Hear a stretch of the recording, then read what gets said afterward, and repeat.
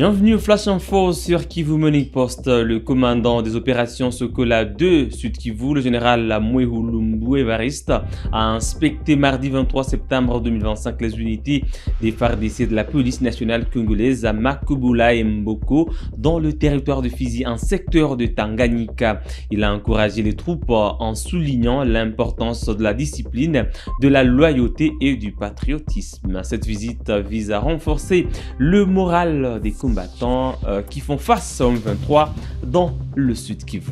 En mission d'inspection et de contrôle à Makobola et Mboko, en territoire de Fizi, secteur du Tanganyika, dans la province du Sud Kivu, le commandant secteur opérationnel Sokola 2 Sud Kivu, le général de brigade Mwehulumbu Evariste, a visité mardi 23 septembre 2025 les unités de FARDC cantonnées dans la zone, accompagné de l'officier chargé des opérations, le colonel Panga Banzengili, le numéro 1 des opérations militaires au Sud Kivu. Le général Mwehulumbu Evariste a réconforté les troupes de FARDC. La discipline militaire, la loyauté et le patriotisme ont constitué le point clé de son cheval de bataille. Cette visite intervient dans les soucis de garantir l'efficacité et le renforcement du moral des troupes dans les opérations contre l'agression rwandaise et leur supplétif du M23 AFC, allié aux rebelles MDRP, Twirwaneho FNL, Red Tabara, Gumino et Nzabapemba. Par ailleurs,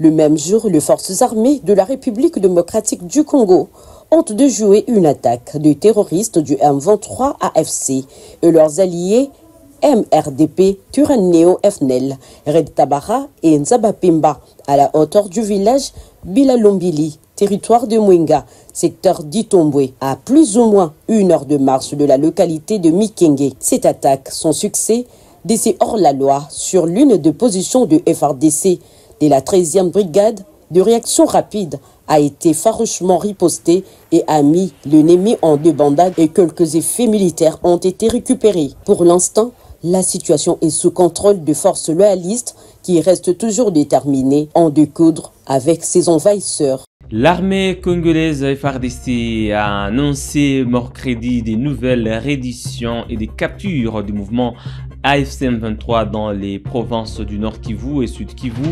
30 combattants se sont rendus et 15 autres ont été capturés selon l'armée.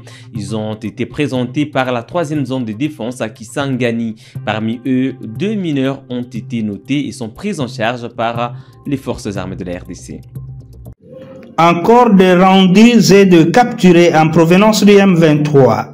Chaque jour qui passe, l'état-major de la 3e zone de défense reçoit des rendus et des capturés qui proviennent de rangs du M23 dans les provinces du Sud Kivu et celles du Nord Kivu. Le récent groupe qui vient de nous parvenir est composé de 30 rendus et 15 capturés qui sont pris en charge par les forces armées de la République démocratique du Congo qui sont respectueuses des règles d'engagement, des comportements et des droits humains. Ces vagues de défection dans le rang du M23 sont le résultat du mauvais traitement tant au front que dans le centre de formation de Rumangabo et de Nyangezi, d'où ils viennent de s'échapper après leur formation. Ne pouvant plus supporter ce traitement inhumain et dégradant, le Randi lance un message à ceux qui sont encore sous les jougs du M23. Mie nilikuwa kwa M23, ilikuwa kitu moya haikuweza kutufurahisha na shie, bali tukamata kutubeba kupenda yabo, si peke hatukupenda. Lakini tunafika kule tunakutana mateso njo mateso, fimbo njo fimbo, chakula hakuna chakula, mavazi hakuna mavazi, tukabakia saa vile manyama za pori. Banatuambia kila mara batatupatia mshahara, hakuna mshahara. Kisha banageuka banasema ile gouvernement na njo yetawalipa mshahara yenu, na kutuonesha kama wao njo banakuya badirisha. Shi tukaona haitawezekana na tukafikia kwa hatua ya kukufa sana. Bamingi balikufa, baliua watu. Ukisimama unakunywa mai banakupiga masasi unakufa. Ukisema unaangalia huku pembeni banakupiga masasi. Ndio ilikuwa mshahara yetu kule, kutupiga masasi, kutuua. banaua bakongomani bamingi bale banasema banakuwa baforme na bako banaua njo watu. Joshi tukaona hakuna gizi tutatumika na bale watu, tukakwepa kubakimbia. Lakini ndezi ambia bengine bebali bakia kule bajikaze barudie bafukuye huko ku gouvernement njo babetu na njo mama yetu. Kule hakuna kitu, batendelea tu kusumbuka kule bure. Na hivi nawaza bengine bote batezi nisikia banayua kama mie niko policier na njo vile bali nifungaka na barudie na basoda bengine bote barudie bakuye tufanye kazi ya nchi yetu ile kule kwebako hakuna kitu kule. Ndio kwa maana mimi na felicite kwanza gouvernement yetu kuendelea kutuchukua, banatuvalisha mzuri.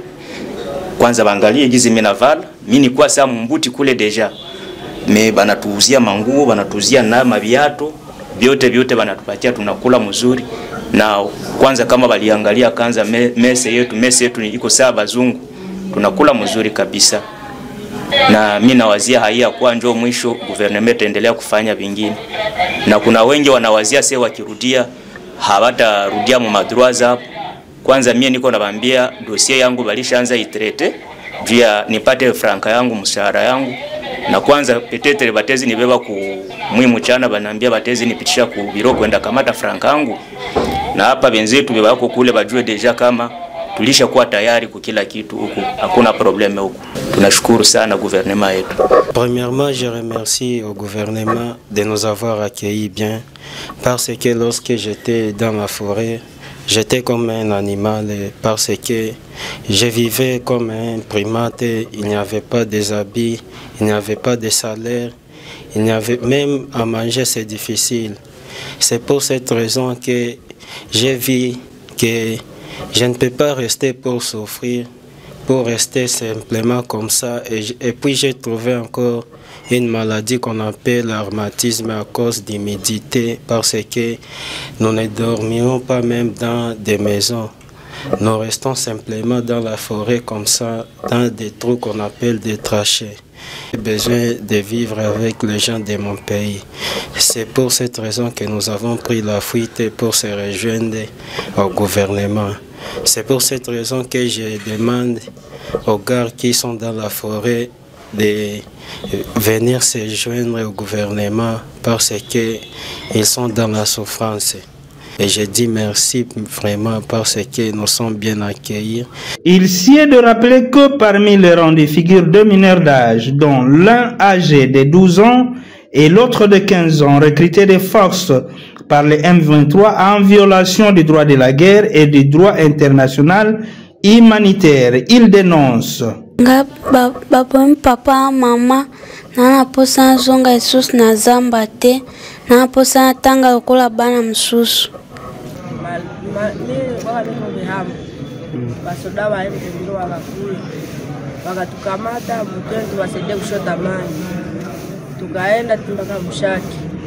Kufika Mshaki wakatambia wanda tufundisha hayo 3 mois, tumefanya tufundisha ile 3. Le vice-premier ministre et ministre de la Défense nationale, Maître Guy Kabombo, est arrivé à Mbuji-Mayi le 23 septembre 2025 pour poser la première pierre d'un projet de modernisation des infrastructures militaires. Cette cérémonie a eu lieu en présence du général John Tshimangou et des notables locaux. Le terrain de 2000 hectares accueillera une caserne moderne, une poudrière, une école de formation et un hôpital.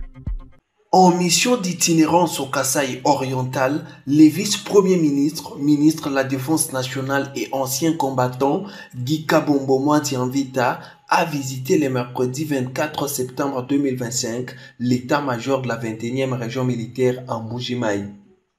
Accueilli par le général des brigades Tshibangou Boko Kadjon, il a présidé une séance de travail avec les membres de l'état de la région militaire. À cette occasion, un briefing sur la situation générale dans la juridiction lui a été présenté.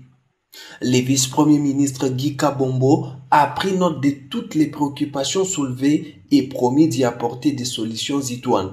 Conformément aux priorités du commandant suprême Félix Antoine Tshisekedi, il s'est fixé le devoir d'améliorer les conditions sociales des militaires et leurs dépendants. Pour ce faire, une idée des conditions de travail des militaires, le vice-premier ministre, ministre de la Défense, a visité les messes des officiers avant de s'entretenir avec quelques soldats.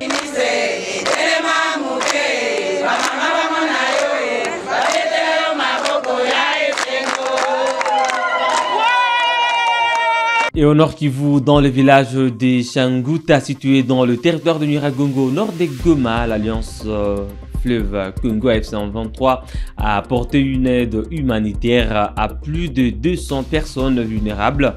Cette initiative a eu lieu à l'issue d'une séance de sensibilisation axée sur le vivre ensemble, la cohabitation pacifique et la promotion de la paix. L'assistance fournie visait à répondre aux besoins essentiels des habitants tout en renforçant les liens communautaires.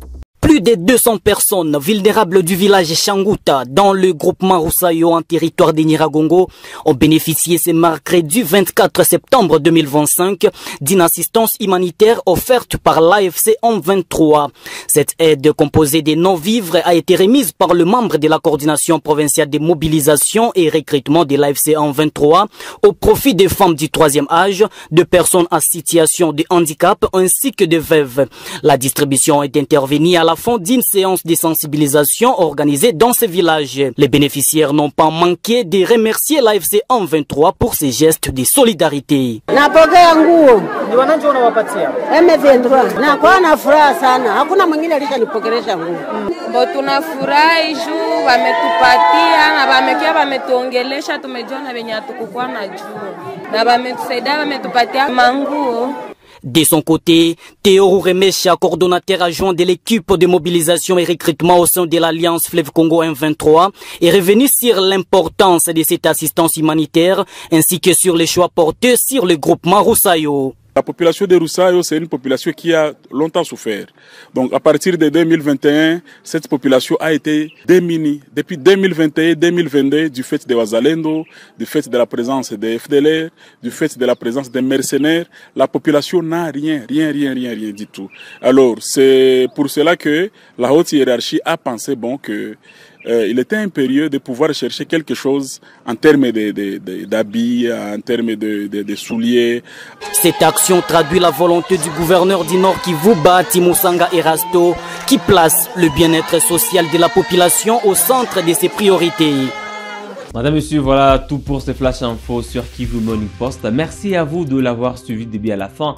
On se fixe un nouveau rendez-vous d'actualité d'ici et là. Portez-vous bien.